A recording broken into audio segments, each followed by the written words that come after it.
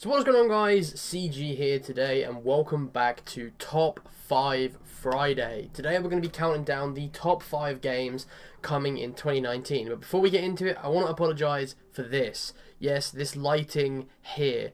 My curtains are shut, my blinds are shut, and I can't, prevent the light coming in any other way. So I'm just going to be white as a ghost throughout most of this video, unless the sun just decides to piss off and, dip behind a cloud. But without any further ado, let's just get into the 5th spot on our list and start counting down the 5 games in 2019 that you should be getting. So coming in our 5th and final spot is a game that is going to be a sequel, in my opinion, to a very, very big cult classic.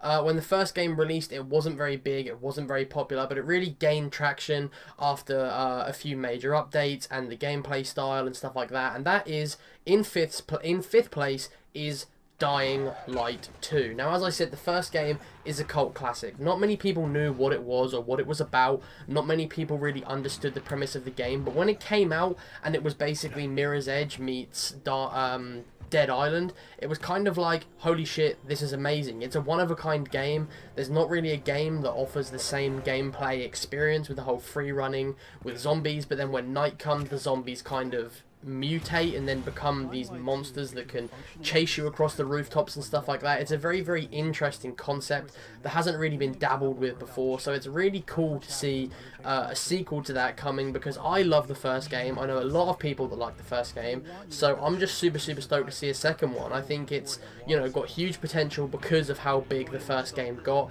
and like I said, it's a very fresh concept, so I think it's going to be a very original game. I think it's going to be kind of in a league of its own. You can't really compare it to anything else. There's a lot of zombie games you could compare it to, but there's not many, because this whole parkour element is so special and so unique. You can't really compare it to much. And like I said, the first game, cult classic, it's going to have an audience and it's going to have a fan base ready to lap it up as soon as it releases, and that's why it comes in at number 5 on our list. Now, coming in at the 4th spot is the next game from one of my favourite developers, Sucker Punch, because I love the Infamous games, and their next major project is Ghost of Tsushima. Now, Ghost of Tsushima is set in ancient Japan during the Mongolian invasion, and that's kind of all I know. I don't really know much else. I've tried looking into it and doing research, but I can't really find that much about this game. I'm pretty poorly informed when it comes to Ghost of Tsushima. But what we do know is that you play as this samurai warrior, kind of this fighter, and you are, defending your country against the Mongolian invasion. And I really like the sound of that. If the combat is done right, which it does look like it has been, the mechanics, the graphics, and the combat all look very crisp and fluent and clean. I think this game has a lot of potential to deliver as Sucker Punch's next big project. Like I said, I love the Infamous games, 1, 2, and Second Son. I think they're all really fluent and smooth games, and the way that they play is a very unique experience. I feel like if they can carry that into Ghost of Tsushima and offer this kind of like For Honor style of combat system, sort of how you had to block separately and attack separately and defend from different angles and fight differently depending on who you're up against. If they can add that layer of depth into the combat system with a, ancient samurai game, I think it would be a really, really big hit. I think it's going to be one of the hidden gems that goes under the radar. I don't think that many people are going to play it this year, but I am very, very excited nonetheless, and that is exactly why Sucker Punch's next big project, Ghost of Tsushima, comes in at number 4 on our list. And look at that, as we break into the top 3, the sun has decided to go away, and I am no longer poorly lit. I am now nice, and my complexion is nice and smooth, so we say. But number 3 on our list goes to one of the highly anticipated games this year, and it is The Division 2. Now, because we've been told that it's going to be everything the first game was meant to be, that is enough for me, at least, to get very excited about it, because I like the first game. I didn't exactly like it when it first came out, but I liked what it was going to be. When I watched the trailers and I knew what it was going to be and what to expect, I was very excited for it. But then it kind of failed, it kind of flopped a little bit, and after a few updates, it really got itself back on course to be that game it promised to be. So I came back to it after a few major updates and really got into it. Yes, it's kind of declined a little bit because of the new rogue system and stuff like that. I'm not really a fan of that, but I think it's a really well polished game currently, and I think if they can carry that into The Division 2 as a brand new launch, I think this game is pretty much teed up for massive success. You know, I think it's learned the mistakes from the first game and knows exactly how to improve them and, you know, sort of set them right. I think it has the potential to rival both Destiny and Anthem as the best kind of like loot-based grindy game in that kind of genre. I think it does genuinely have the potential to be one of the biggest games of the year. And I think a lot of people are not going to pre-order it and not going to play it because of how badly they got, you know, quote-unquote burnt by the first game. But I think I have high hopes for Division 2. I watched the trailer yesterday. I'm putting it up on screen now for you guys. I think it looks very promising. I think it looks very, very good. And that is exactly why it comes in at 3rd on our list. So just missing out on the top spot and coming in at 2nd, our runner-up on our top 5 games to get in 2019 is one of the oldest franchises in gaming, and it's the reason that we have game age ratings. We have age ratings on video games, and if you haven't guessed it already, yes, it is Mortal Kombat 11. Mortal Kombat 11, I could not be more excited about. You know, it's one of the most old and beloved franchises within gaming. It started off as an arcade game. It's the reason we have age ratings. You know, the trailer shows the return of classic characters, and if we can expect to see Scorpion and Raiden, then we can expect to see the likes of Sub-Zero and Reptile and all the other great old school characters make their return.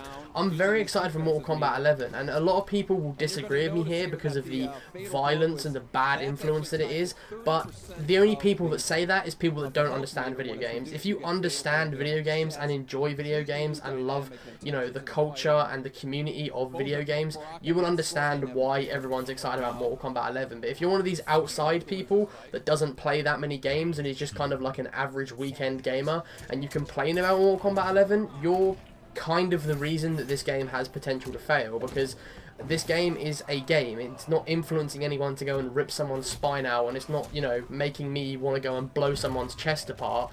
You know, it's making me want to enjoy the game and appreciate the game and appreciate how the mechanics work and the technicality and all the kind of different, you know, elements that go towards a video game. I appreciate it for what it is, not because it's just this violent, you know, gore fest. But that's what makes it Mortal Kombat. That's what makes it controversial. That's what makes it the game that it is and why it's so beloved. And I just couldn't be more excited for Mortal Kombat 11. I'm going to stick up for this game throughout the year, and I have no doubt that I'm going to get a lot of flack for that because of the violence and gore.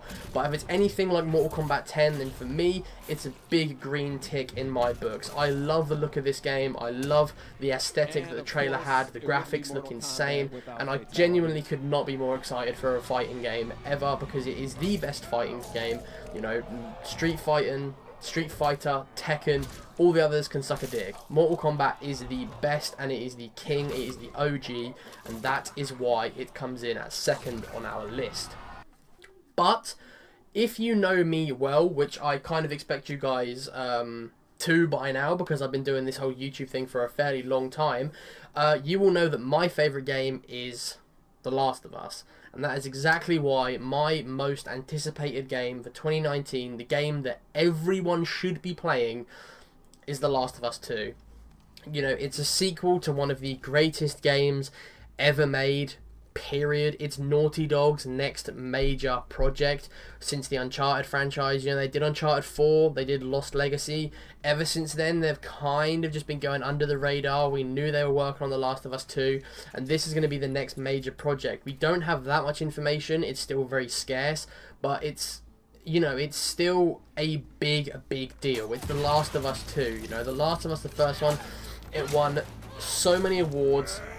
It got nominated in so many other categories. It was, you know, a game that kind of put gaming on the map to compare against movies because of the storytelling, because of the way it was written, because of the way it was made, and it's so highly anticipated due to the massive success of the original. And that's exactly why I'm so excited for it, because the first game was so good and left on that cliffhanger of Joel and Ellie at Tommy's Dam, and they were going to kind of settle down and live this new life. I want to know what happens next. I want to know what happens until both of them die. I want every single chapter of their life told to me through a story, and that is just what The Last of Us is all about. It's all about the storytelling. It's all about the, character connections and the build-ups and all that kind of good stuff. So I'm so excited for The Last of Us 2, and that is exactly why, for me at least, The Last of Us Part 2 is the most important game that you should get this year.